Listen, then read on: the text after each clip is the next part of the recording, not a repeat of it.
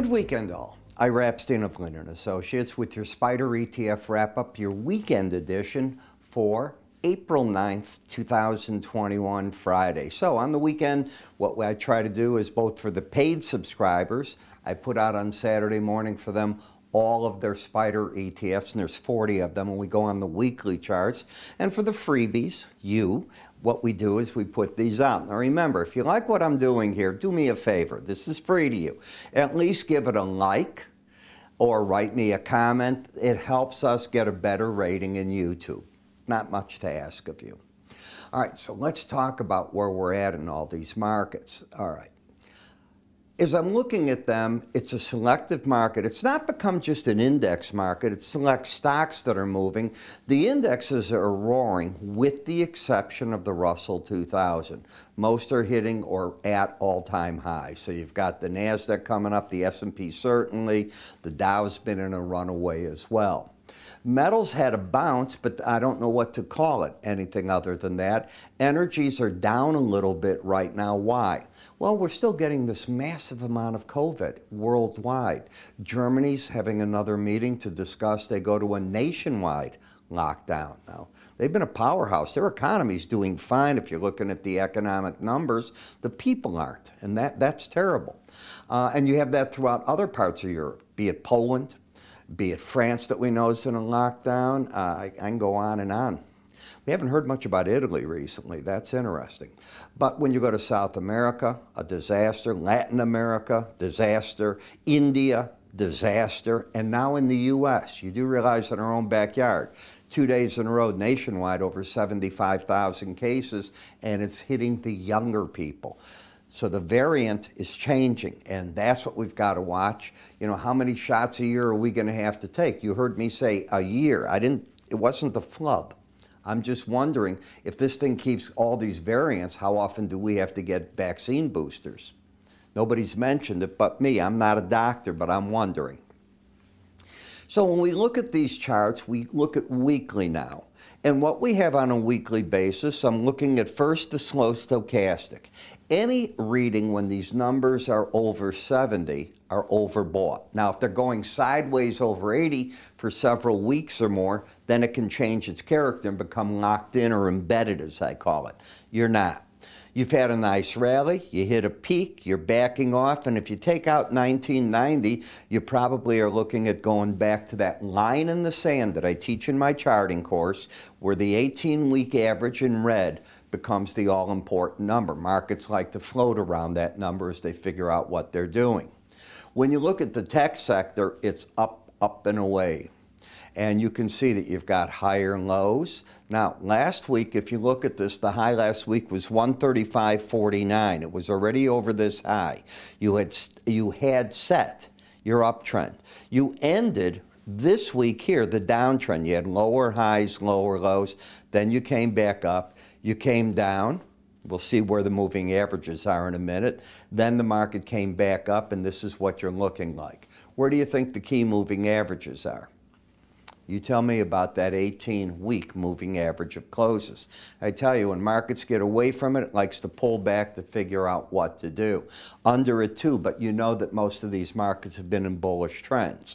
Now, where's the resistance? What about the Bollinger Band? So this is the first time you hit it. Therefore, I think the pros are taking money off the table. They'll be looking to see, does this embed down the road, and how to play that accordingly. I teach that in my new enhanced Bollinger Band course. What I did in that course, and there's no way out about it in here today. You'd have to go to the website to see it. But I've given you the last 3 to 5 years, and I made meticulous notes of everything that I had learned, and I've put it together into 13 chapters. It opens up what Bollinger Bands do without at all deviating from the importance of them or changing the understanding, but it opens up new trade ideas about them. That's what I think I've accomplished. So, overbought, at a resistance point, trend up. How long do you stay over Bollinger Bands? Not very long, as you can see. Typically 5% of the time, but certain markets like this one has had a hard time staying over it more than a week or two. When I look at PAVE, this is the infrastructure play, the market at an all-time high close for this week. So we have a market that's in an uptrend, up through there, embedded. It gives you the opportunities on the weekly charts to come in, and where does the market seem to go back to? The upper Bollinger Band, where I think the peeling takes place, and then the pros are buying again. There is a moving average that they're looking at in here.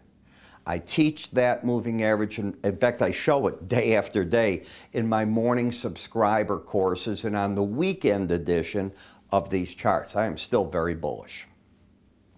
XLI, embedded reading, bullish trend. Get up to the Bollinger Band, get over, then you start pulling back. And that's just what these markets typically do. They'll fight back and forth. Now, you closed over it by 3 cents here. You closed over it here. Nope, you were down by 2 cents. You rarely get more than 5 weeks in a row over it. My rule of thumb, you can write this down, a rule of thumb. If 5% of the time it takes place, I count each one of these weeks as taking away when it's over it in succession, one of those points. If it gets beyond 3, it's telling you how strong the market is. So the pullbacks from there, my trick is I'm not looking for a big break after that happens. The first one, if it pulls right back, it can be deeper. In XLE, notice how you're rolled over on the embedded reading here. The embedded is when the K and the D lines, the red and the blue close, well, the red closes under 80. That's all you need. Not there. Right here, it's coming. And when that happens, it often leads to a run to the closest main moving average under the market. In this case, it would be the 100-week average of closes, and I think that's what the market's trying to get back to right now. SPY, up and away. Embedded, freshly embedded. Got over the upper Bollinger Band. Will you stay over it very long? Well, I can't answer. I don't have a crystal ball, but I have charts, and the answer is no. So I'm looking for pullbacks, but what would I be telling my clientele? Well, you got an embedded reading. The trend's up, the bias is up. I'll be looking for entry points on the long side.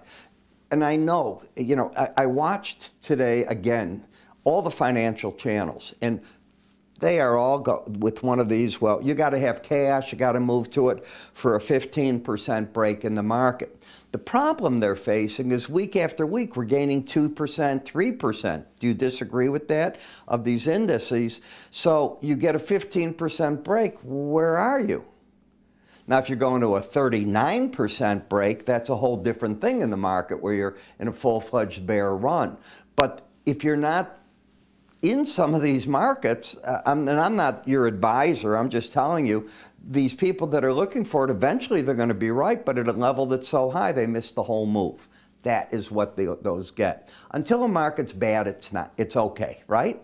A bull market's a bull market till it ends. You don't know where it's at, and you do know you're going to give up something from the top. That's just the way it's going to work. Nobody can time a bottom or a top. You can step in and play trends, though.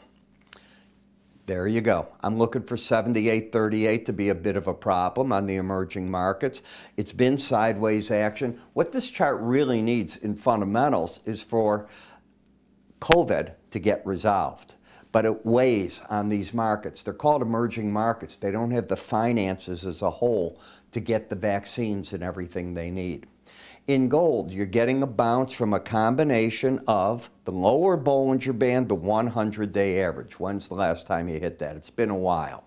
Now, the market also made a higher high than this last one. It got up to 164.77, so higher lows, higher highs, under the 18-week average. Where would I be telling you if you were sitting next to me? I've given you the elbow. 168.63 looks like a resistance zone if it can get up there. GDX, stronger than gold.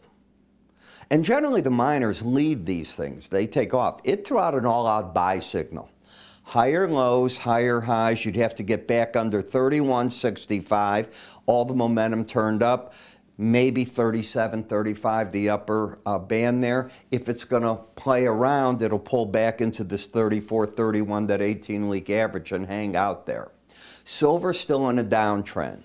Lower highs, lower lows, but it hit its downside target right on the noggin I think the smart money, and I said it last week to you, I haven't changed my opinion. I think they got out, and I think they're sidelines right here, and I don't think they're selling. Why? It's too oversold. I don't think you're going to attract them into that. TLT, this was a nice holding of the 200-day average, but as long as you're embedded, you're wasting a lot of upside power trying to hold this. Get under 134.97 and you're at 137.51. Watch out. I think you'll catch fresh pro selling, looking for the market down to the lower Bollinger Band. The pros, I think, are bearish until you lose that embedded reading. FXE, well, as you can see, lower highs, lower lows, but what number did you go to?